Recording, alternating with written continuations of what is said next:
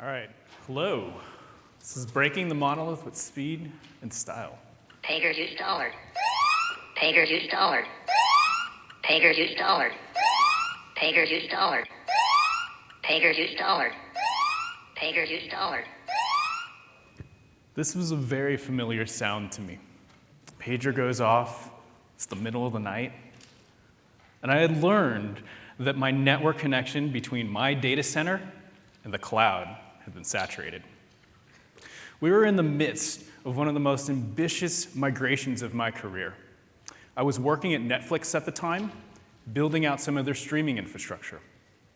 We were moving from monolith to microservices. We were moving from the data center to the promise of the cloud. And we were using immutable infrastructure before we had the term immutable infrastructure. And of course, to add to this, we were also moving off of our large relational Oracle database onto NoSQL, all at the same time. I learned a lot that year. I learned how AWS works. I learned how to migrate with zero downtime. I also learned how to break apart a monolithic architecture into cloud-based microservices. And most importantly for this talk, I learned the importance of using observability and how to use logs and metrics to do work.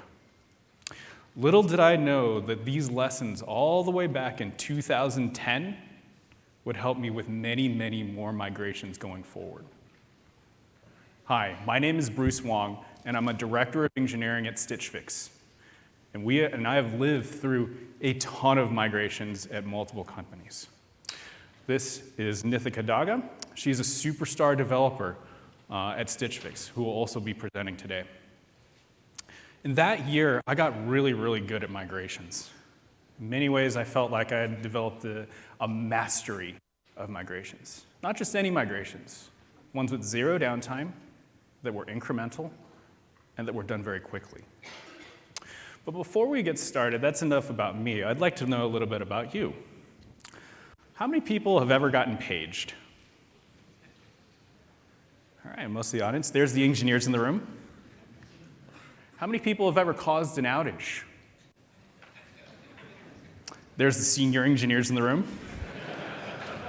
All right, last one. How many people have ever caused an outage that cost your company more money than your annual salary? There's all the architects. All right, so let's set some goals for today's talk. The goal of today's talk is threefold. First goal is to teach you a little bit about how to do an incremental, fast migration. Okay? The next goal is to understand the role that observability plays in this type of work. And lastly, how to do all of this type of work with zero downtime. But before we dive in, I want to talk a little bit about Stitch Fix and how we got here. How many people have ever heard of Stitch Fix? All right, more than I thought. How many people actually shop with us? Good-looking people. All right, so for those of you who don't know, Stitch Fix is a company that is about online personal styling, okay? We help you find clothes that you like. I like to think we're in the business of helping you find that next favorite of yours. On the other hand, we also help you find clothes that you didn't even know you liked. And so perhaps it's that new set of jeans or perhaps that new shirt that you would have never tried on your own that you end up loving. That's what Stitch Fix is about. Our CEO and founder, her name is Katrina Lake, and our company was recently featured on the cover of Fast Company as one of the most innovative companies. Katrina is also the youngest woman to have ever founded and IPO'd $1 billion business. But things don't always start that way. Like all great startups, they start small, they start scrappy. Stitch Fix was started in Katrina's apartment. And eventually, she hired a consultant company to build a website. Thus, our monolith was born. And eventually, she hired an engineering team. And that grew and grew and grew. We needed more developers to build more features, and therefore we needed more services. And so today we're in this in-between state, We're an in-between state between monolith and microservices. We still have a monolithic database. This is the first database that those consultants made years ago. And I like to say that this is the technical debt that got us here. All successful companies have some form of technical debt, and this is ours. And so with that, I'd like to invite up Nithika, who's going to take us through our story today, the playbook we developed, and some of the lessons we learned.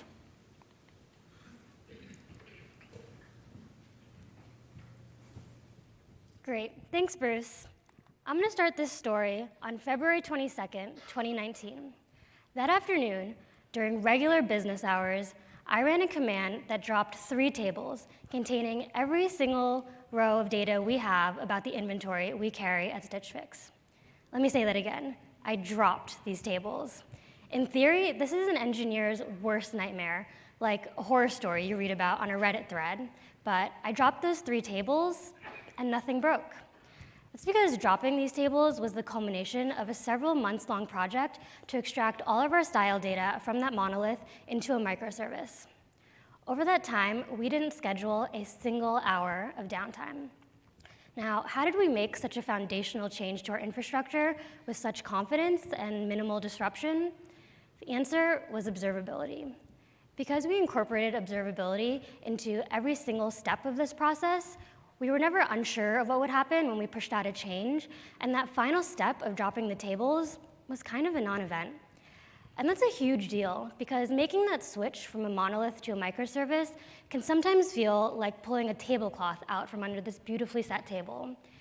All of your dishes and flowers are the apps and various business processes that run your business, and when you pull that database out from under them, you hope everything will be in the right place and in one piece when you're done, but you just don't really know. And even if you think you've covered all of your bases and done everything exactly right, if you don't have observability into the entirety of your systems, one broken piece can cause a domino effect across your entire ecosystem. Now, before I dive into the specific steps we took to achieve this outcome, I want to touch on some of the goals and business constraints that informed our approach. For us at Stitch Fix, that first constraint was 0 downtime. Now, this migration touched every single piece of our business, including our customer-facing sites. And like most global e-commerce businesses, ours is a 24/7 operation. So we couldn't exactly go into maintenance mode because that would mean missing out on those valuable customer interactions. Our second goal was that absolutely no loss of data was acceptable. Like Bruce mentioned, data is really at the core of what Stitch Fix does, and it's a big part of what's made us such a successful business. This set of data, again, it was style data about every piece of inventory we carry at Stitch Fix, is especially important because it's what enables us to send clients the best possible inventory, personalized just for them. So given that 0 downtime and 0 loss of data were our goals, we decided that an incremental delivery was the best way to approach this project. Small incremental changes allowed us to spread out the risk to our systems and also made it easier to roll back this migration just a step if we ever needed to. Given that 0 downtime and 0 loss of data were the goals we set out with for this project, and an incremental delivery was the strategy we settled on, this is the plan we came up with for this data extraction. Now, I know there's a lot here, and I'll dive into each of these steps in much more detail, but first let me run through them at a really high level, just to let you all know where we're going. So first, we began dual writing the data to the tables in the monolith, as well as copies of those tables in the microservice. This step also involved copying all of that historic data that wasn't actively being updated into the microservice as well. Second, in application code, we dual read the data from both the monolith database as well as the microservice and compared the results of the two in order to ensure the integrity of that data. Think of this as a continuous integrity check on the data over time instead of all at once. Next, we migrated Stitch Fix's entire suite of apps onto that new service. In our case, this ended up being more than 30 apps. Finally, once everything was validated and migrated, we ran one last audit to make sure that there were no direct SQL accesses to the monolith, and finally switched a few configuration switches we had set up to stop reading from the monolith altogether, which then prepared us to drop those tables. I want to quickly contrast this with the more traditional way of doing this kind of migration. Usually, you would take your app or site down, copy all of that data over to the microservice in one shot, run a one-time integrity check on every single row in those tables to make sure it was all accurate, deploy the change to start reading from that new data source, and then if all of that goes perfectly, bring your app back up and resume business operations. Now, like I mentioned, that way didn't really work for us at Stitch Fix given our constraints. So instead, we did this migration in a much less disruptive and much more continuous and iterative manner. Now I'll tell you how. So again, that first step was dual writing. Here, we hooked into our system's active record code so that anytime there was a write or an update or a delete in the monolith tables, that action was followed by the same action in the microservice tables. Now, that order is really important. Again, we were writing to the monolith first and the microservice second, because this meant that the data in the monolith was still the source of truth for this data. We used that same active record hook to copy over all of the historic data that wasn't actively being updated over to the microservice as well. I do want to call out that we consciously made the decision to maintain 2 copies of this data for several months, which did come with its own carrying cost, because this enabled us to roll back this migration at any point if we saw things go wrong. It would be a safe and easily reversible change, because we had continued to maintain this data up to date in the monolith. Now, because we hooked into existing write logic, we could copy this data over to the microservice without any scheduled downtime. This is a decision we made in order to avoid the more traditional route of taking your app down in order to pause writes, copying that data over as sort of a snapshot in time, and then bringing your app back up and resuming writes to that new data source. We also made this decision to do a more gradual migration of this data, given the scale of the data we are talking about. If you think about it, the amount of downtime you would need to schedule is directly correlated with how much data you're talking about, and given the scale we're operating at Stitch Fix, that amount of downtime just wasn't feasible for us. In terms of observability, we published a Datadog metric for every dual write failure and success, and we could watch as we drove those number of failures down to 0, which is our definition of done for this step. For each of these steps, it was really important to have a concrete definition of done, so we would quickly know when we were ready to move on to the next part of the process. And that's why we want 0 is in the title of these graphs, as well as that big red number. Now, these dashboards also provided a really valuable feedback loop where we could see our rate of failure really clearly and at a glance, deploy a change, and then see how the rate of failure would change in response. Now, clearly, based on all the red on this graph, you can see we started with some failures in dual writing. But because we chose to do this extraction in such a gradual and iterative way, remember, nothing is actually reading from this microservice data yet.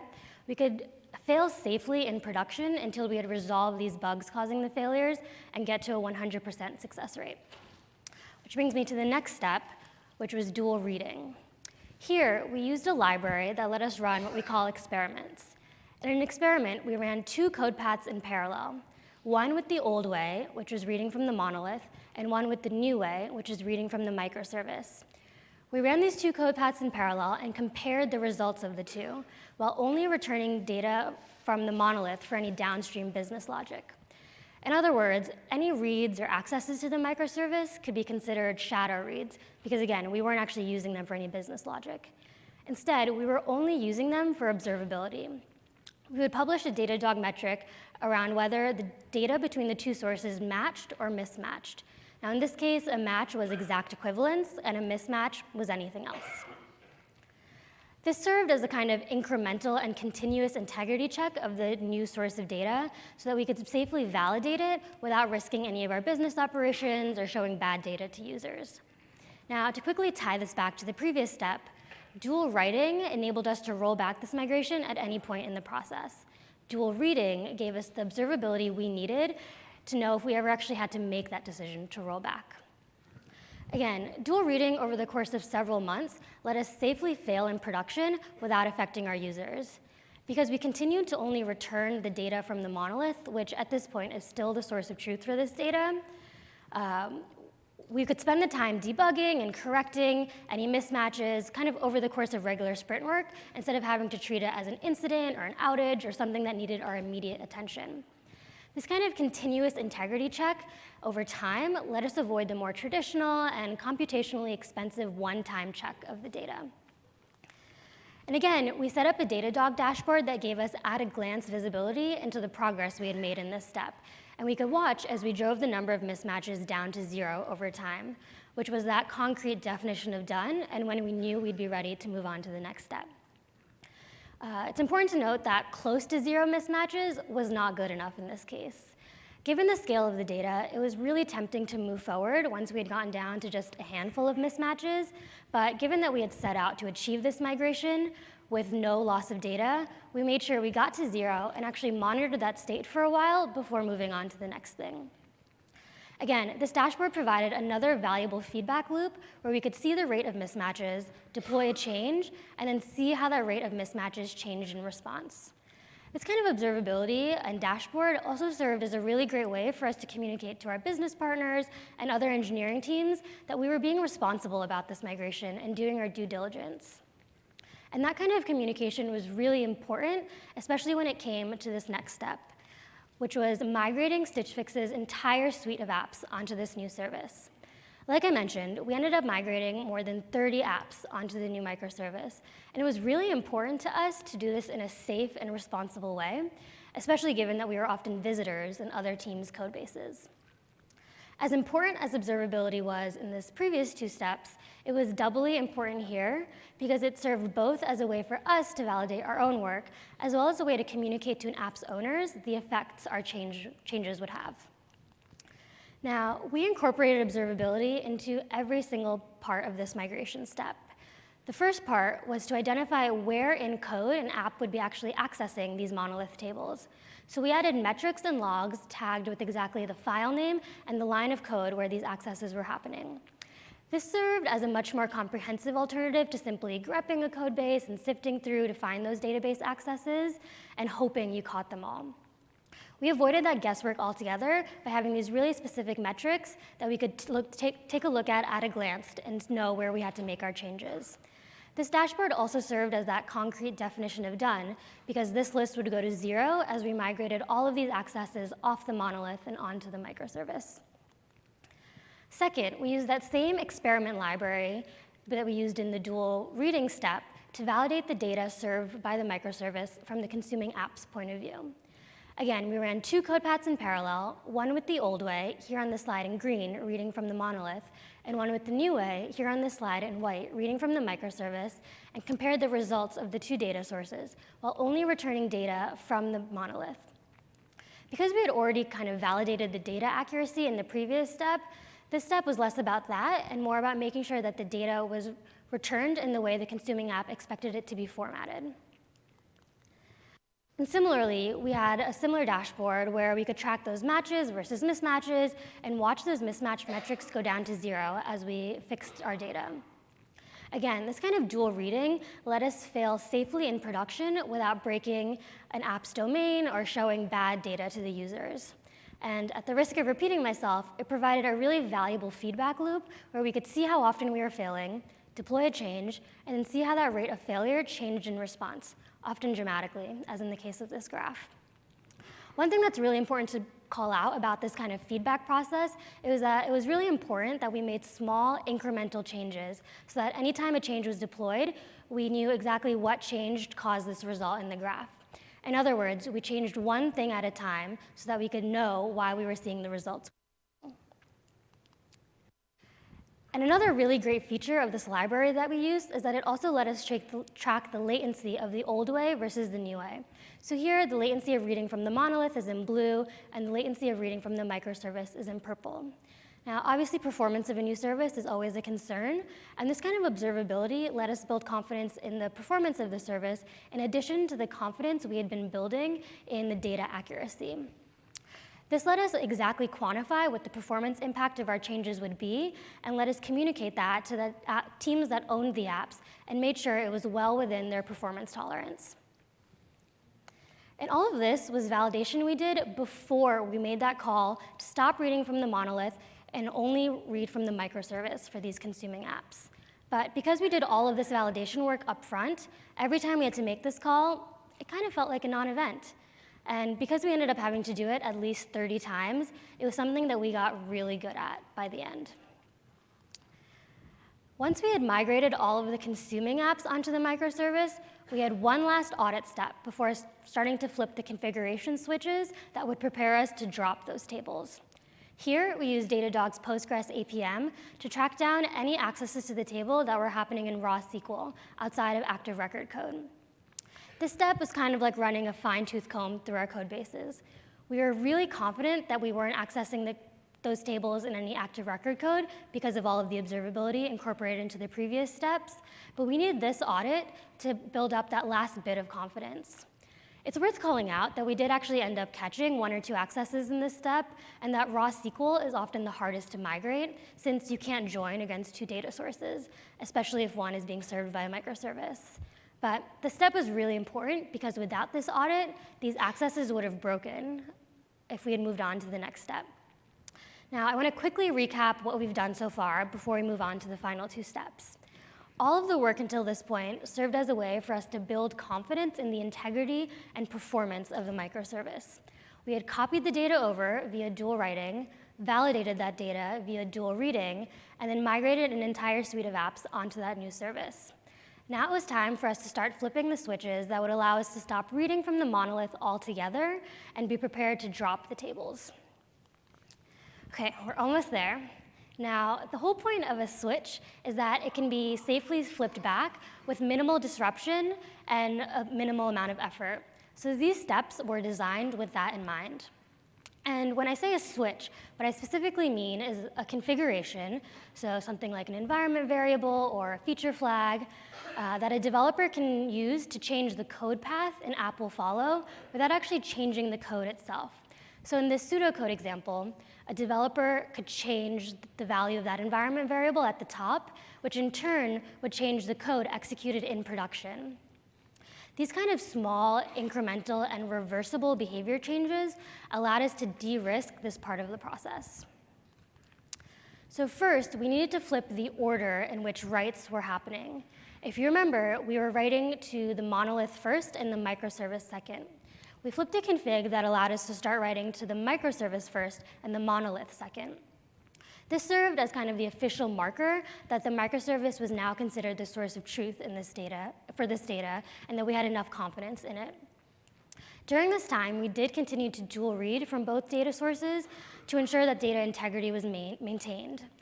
After all, a switch is meant to be easily flipped back if needed, and we wanted that observability to tell us if we ever had to make that change to flip it back and get back to a good state. After we let this state, we monitored this state for a week or 2 before flipping a second switch to stop reading from the monolith altogether. Again, all of the work we had done until this point gave us the confidence that the data being returned from the microservice was accurate and that the service was performant.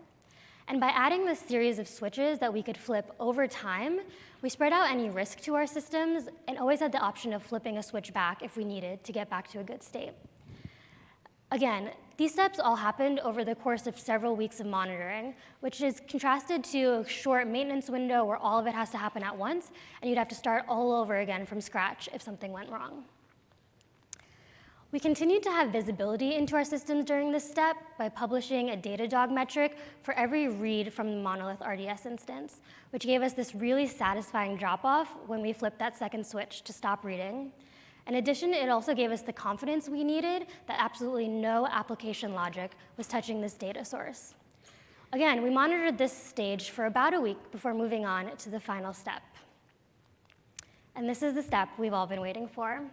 Now, so obviously the story I told at the beginning of my talk was a little contrived.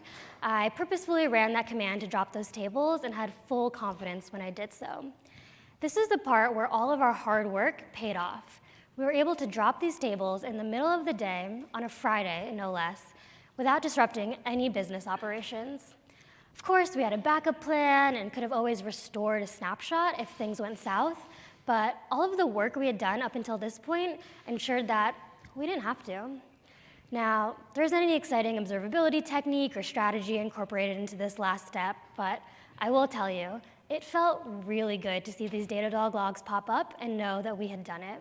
We dropped those tables, and there was no outage, no one got paged, and it was time to celebrate. To recap, these are the steps we followed to incrementally extract data from a monolith to a microservice and migrate an entire suite of apps onto that service without incident, almost. Now, obviously incidents are a regular part of software development, and observability can help debug during those incidents. But the point I want to make is that observability, when proactively incorporated into your regular design and development process, can actually help prevent some of those incidents. Each of these steps that I outlined has observability incorporated into them to that end, so that at any given point, we would know exactly where to look when we deployed a change, and we always knew exactly how much progress we had made in the migration. When broken up into these small, discrete steps, I hope that a change to your systems that maybe feels too risky or big to tackle feels a little bit more digestible and safe, and like something your teams can do without disrupting your business. And to reiterate, incremental changes was the strategy we used to achieve our two goals: zero downtime due to the 24/7 nature of our business, and zero loss of data due to how integral to our business this data was. For you, these constraints might look different, and that'll inform how you do this kind of migration. But I want to emphasize that you can do this kind of migration without taking your app down and going into maintenance mode. So to bring it back home, if you remember this slide, microservice extractions can sometimes feel like pulling a tablecloth out from under this beautifully set table, a really big foundational change where it feels like there's a million different things that can go wrong, and that can be really scary. However, if you incorporate observability into every step of the migration, it can be something your teams can do with a high degree of confidence. So as you all start to go plan your next data extraction, I hope you feel that, like with some Datadog, some RDS, and just a little bit of strategy and planning, you can pull this off. Thank you. I'm going to hand it back over to Bruce to wrap things up.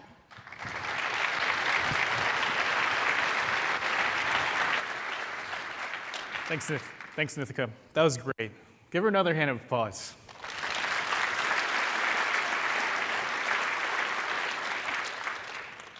So now I'm going to cover some of the benefits and the next steps that we took. So first off, this project was the first of many. There's a lot of data in that database. And so we have a number of different services that are getting extracted over the coming quarters. One of the benefits of having this done now is now not only do we have a playbook, we actually have a validated playbook that we know works. And so one of the things we also did was we codified that. And so you heard a few mentions that Nithika mentioned about libraries that we've written. So there are entire generalized set of libraries to do this work. So the things like how the switches work, things like the metrics and the observability that's needed. And of course, we have our Datadog dashboards that are saved, and all teams can use those as well.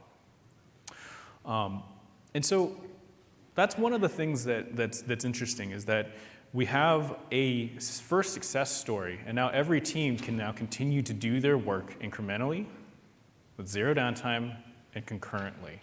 So we have multiple different microservice extractions actually happening all concurrently at the same time.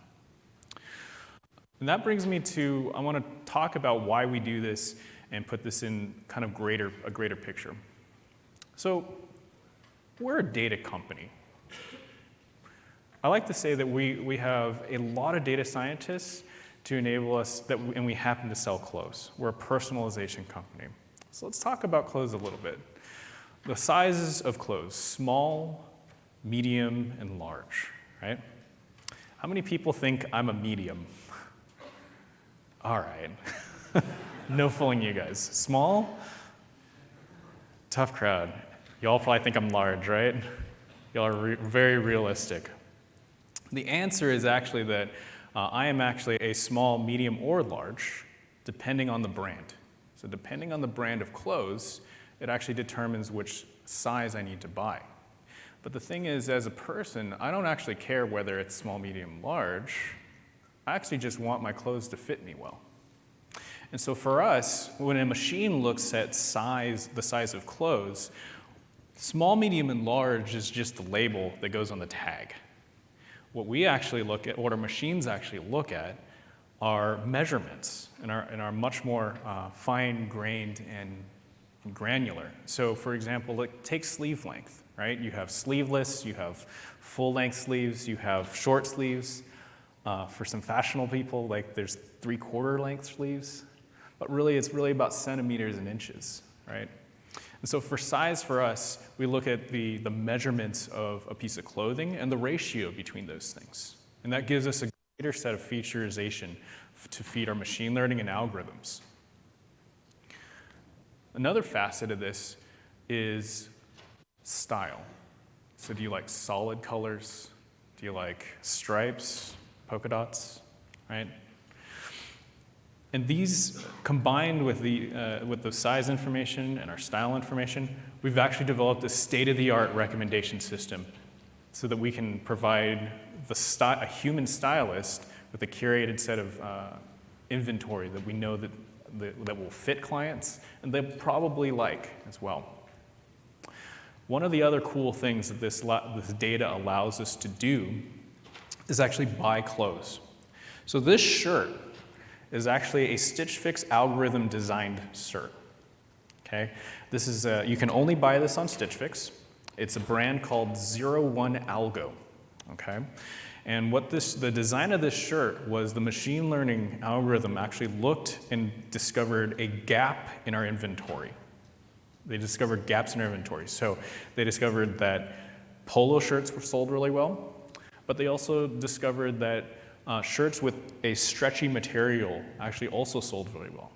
And we detected that we didn't have any polo shirts made of that material. And so therefore, we had a high degree of confidence to go have this shirt designed, made, and sold.